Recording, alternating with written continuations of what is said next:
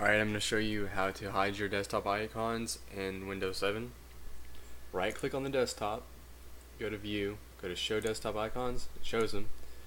Or you can go click off of it and it doesn't show them. You can make it large,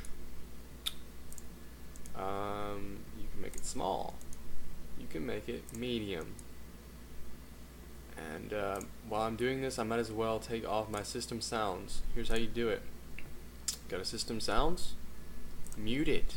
Oh my gosh, it's so hard to do.